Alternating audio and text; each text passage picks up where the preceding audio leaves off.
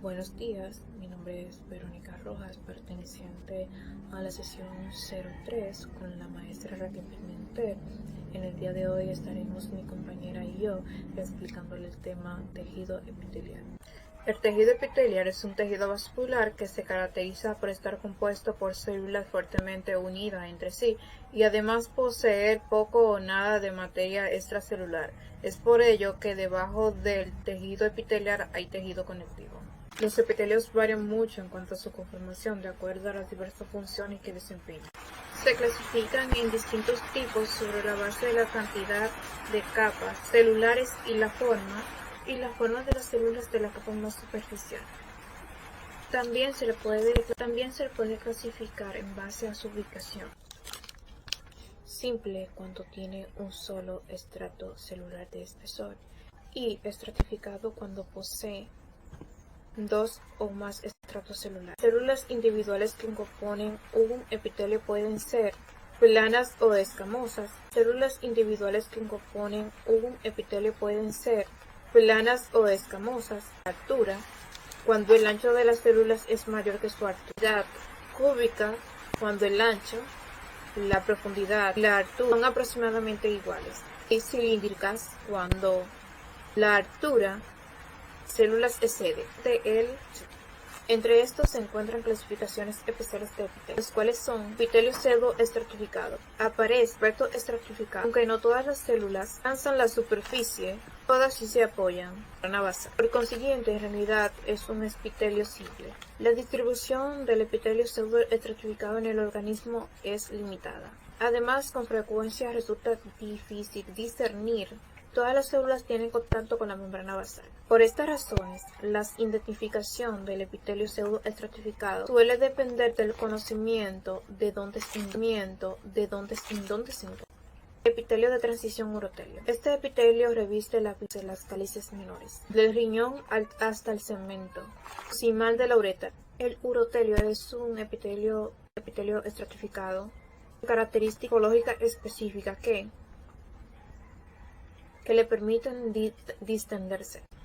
En ciertos sitios los epitelios reciben nombres específicos. Vasos endotelio es el epitelio que recubre los vasos sanguíneos y linfáticos. Endocardio es el epitelio que tapiza los ventrículos y aurículas del corazón.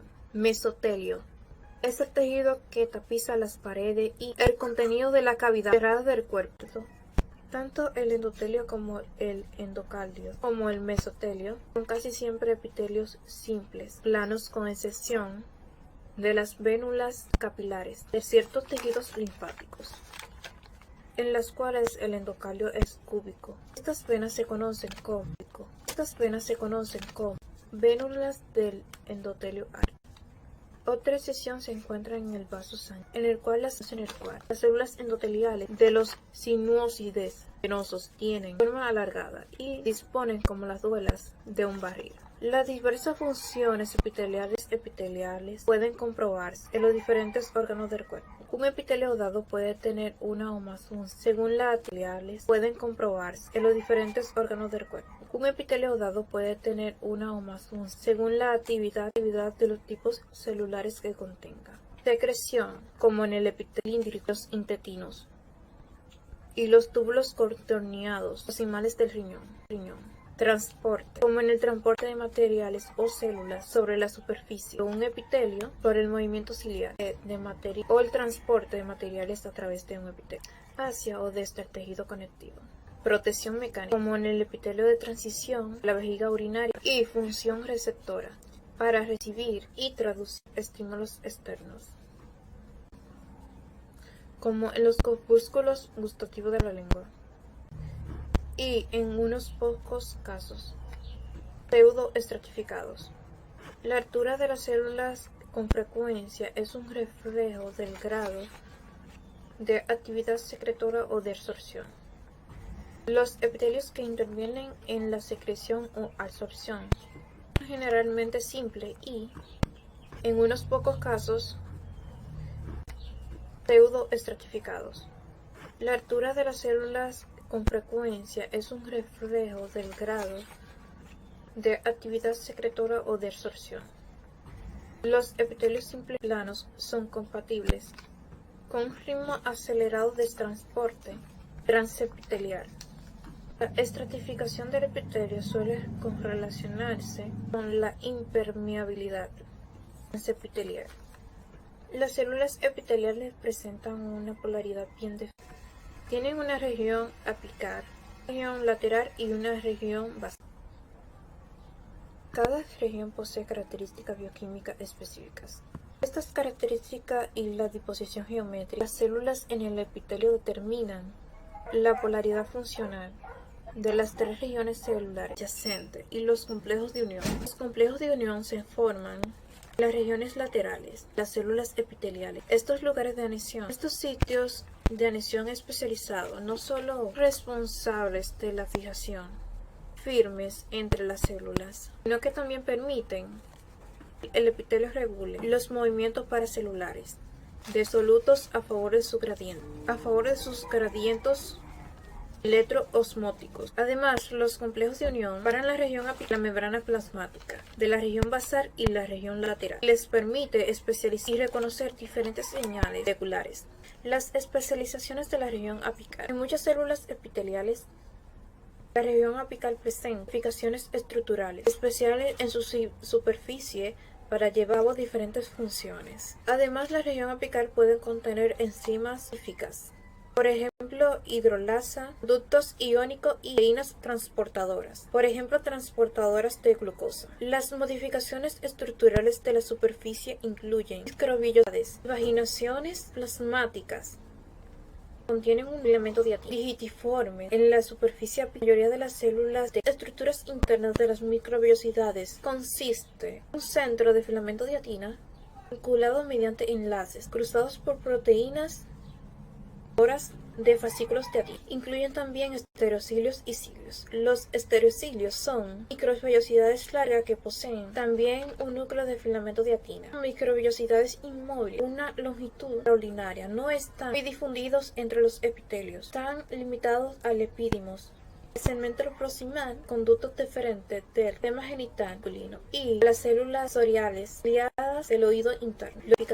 Los cilios son modificaciones superficiales comunes que se encuentran en casi todas las células del organismo. Son invaginaciones de la membrana plasmática. Tienen el aspecto de pestaña y posee un azonema, la estructura interna formada por microtúbulos. En general, los cilios se clasifican en móviles, primarios y secundarios.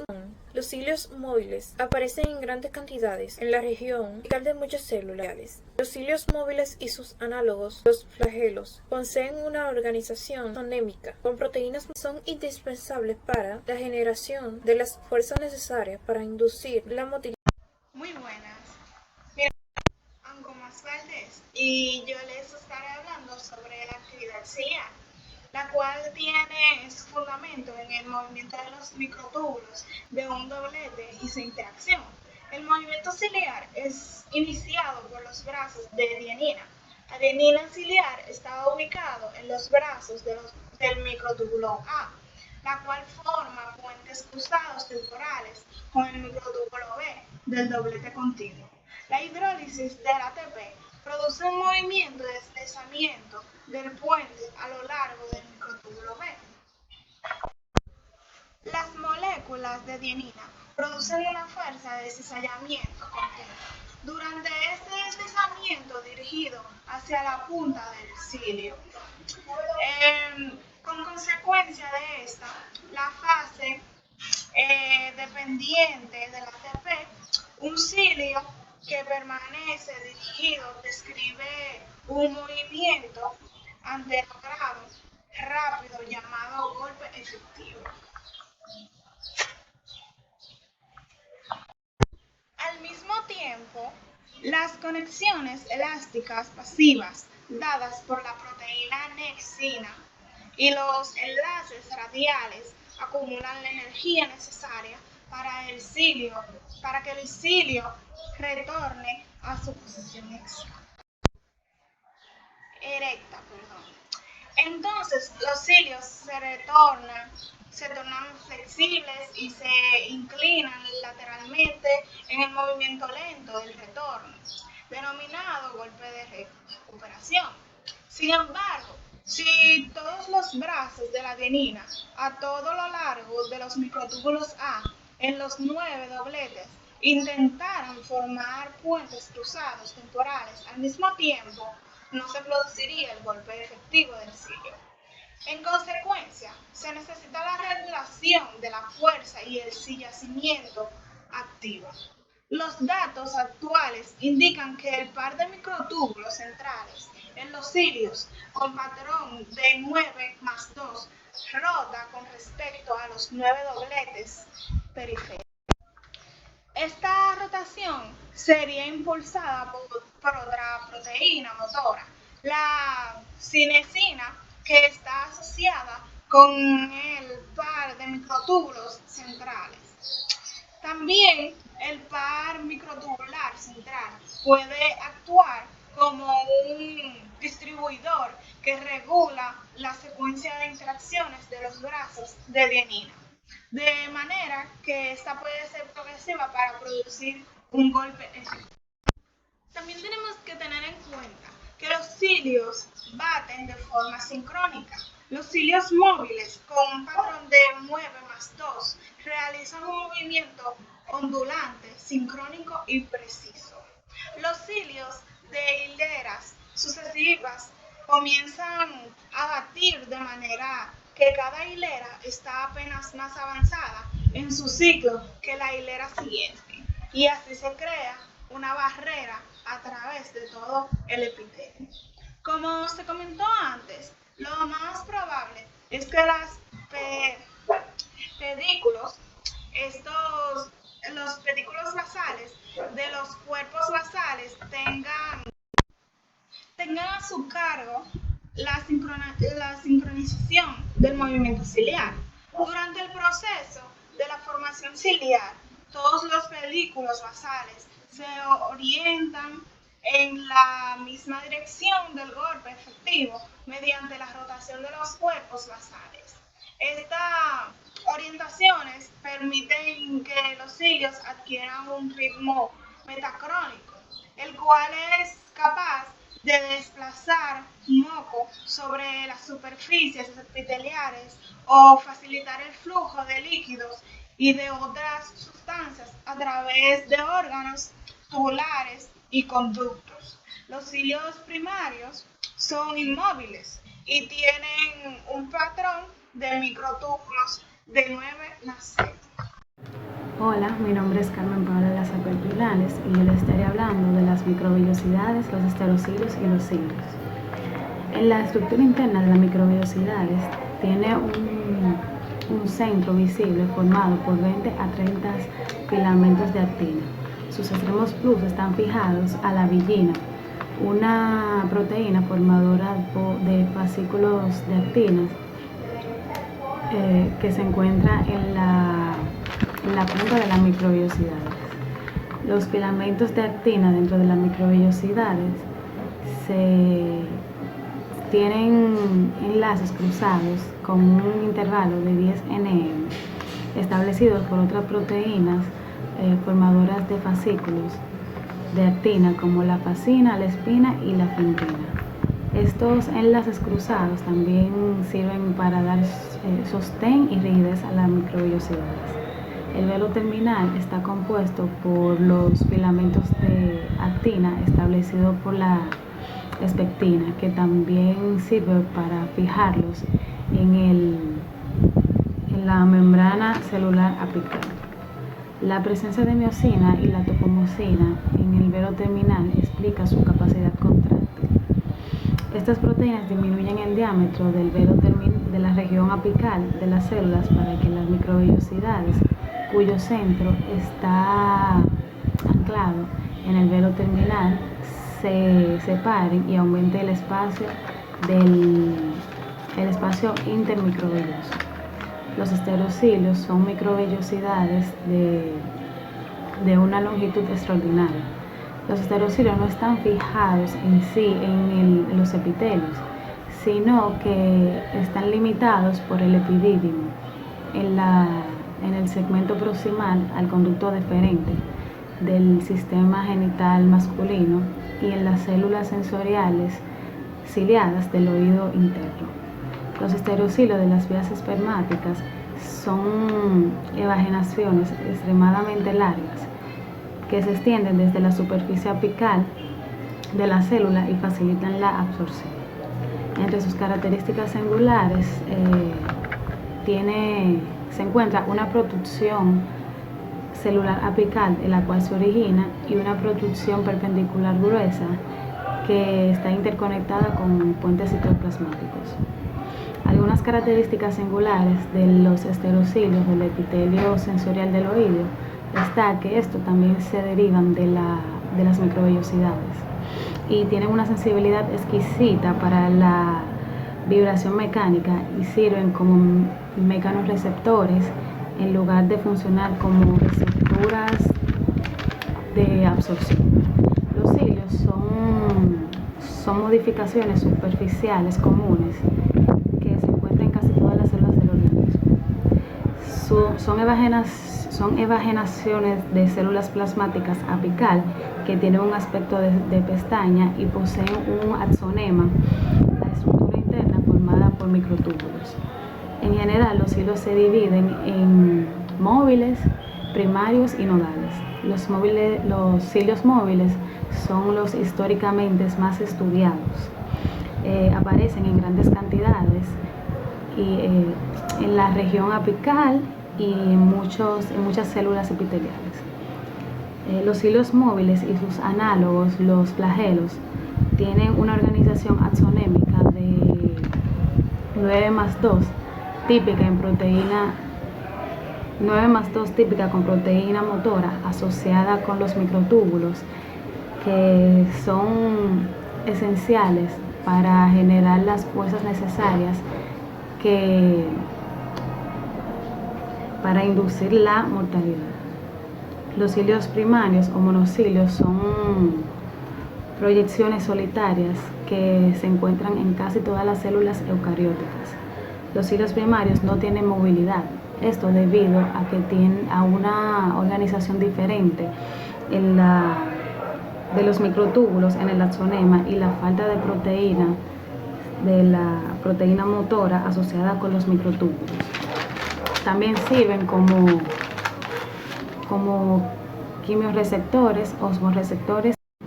Los cilios nodales se encuentran en el disco embrionario bilaminar durante la etapa de gestación. Están concentrados en la región que rodea el nódulo primitivo, de ahí su nombre de cilios nodales. Posee una construcción interna semejante a la de los cilios primarios, pero es diferente en su capacidad de realizar movimientos rotatorios. Los cilios son capaces de mover partículas a lo largo de la superficie del epitelio. Los cilios dan aspecto de corte de cabello militar a la superficie del epitelio. Poseen un axoma, un centro organizado por microtúbulos que se dispone con un patrón de 9+2. Los cuerpos basales son estructuras asociadas, fijan los cilios con firmeza en el citoplasma celular apical. El movimiento ciliar tiene su origen en el deslizamiento de los dobletes microtubulares, el cual es generado por la actividad de la ATPasa de los brazos de la dineína. Gracias. Buenas, yo voy a estar continuando el tema del tejido epitelial. Voy a estar hablando sobre el colágeno, también sobre las funciones de la lámina basal, las fibrillas de anclaje, lamininas. También voy a estar hablando sobre la unión de células de matriz extracelular y de las glándulas. Empezando por el colágeno. Se dice que hay al menos 3 tipos de colágenos presentes en la lámina basal, estos son solo una parte de los 28 tipos que hay aproximadamente en el cuerpo humano. Entonces, el principal componente que compone el 50% en todas las proteínas de la lámina basal es el colágeno tipo 4. Entonces, vamos a pasar a hablar sobre la estructura molecular del colágeno tipo 4. Aquí dice que la molécula de colágeno, en cuanto a mi resumen realizado sobre el tema, dice que la estructura molecular del colágeno tipo 4 es una molécula de colágeno que es similar a la de otros colágenos porque tiene 3 cadenas de polipéptidos y cada cadena tiene un dominio aminoterminal corto, un dominio helicoidal colagenoso intermedio largo y un dominio carboxiterminal globular no colagenoso. Entonces, pasando a otro tema, y que es lo cuanto a las lamininas, dice que estas moléculas glucoproteicas en forma de cruz están compuestas por 3 cadenas polipeptídicas, que estas son indispensables también para iniciar el armado de la lámina basal y que estas poseen sitios de unión para diferentes receptores de integrina en la región basal de las células epiteliales subyacentes. Entonces, también destacar que estas participan en muchas interacciones célula matriz extracelular, que también cumplen funciones vinculadas al desarrollo, diferenciación y remodelación del epitelio. Por otra parte, en el lado opuesto de la lámina basal, el lado del tejido conjuntivo, varios mecanismos brindan acepción entre la lámina basal y el tejido conjuntivo subyacente. Y aquí encontramos las fibrillas de anclaje, que vienen siendo colágeno tipo 7. En general están asociadas estrechamente en los hemidesmosomas. También dice que se extienden desde la lámina basal hasta las estructuras denominadas placas de acepción en la matriz del tejido conjuntivo, o describen asas para retornar a la lámina basal. Las fibrillas de anclaje atrapan fibras de colágeno tipo 3, que vienen siendo reticulares, en el tejido conjuntivo, en el tejido conjuntivo subyacente, lo cual asegura un anclaje epitelial firme. Las microfibrillas de fibrilina tienen un diámetro de 10 nanómetros a 12 nanómetros y fijan la lámina densa a las fibras elásticas. Estas son conocidas por tener propiedades elásticas, que es algo también muy importante. En cuanto a las funciones, bien, por otra parte, entre las funciones de la lámina basal, eyección estructural dice que es la primera. Como ya se mencionó, la lámina basal sirve como una estructura intermediaria en la acepción de las células al tejido conjuntivo subyacente o adyacente.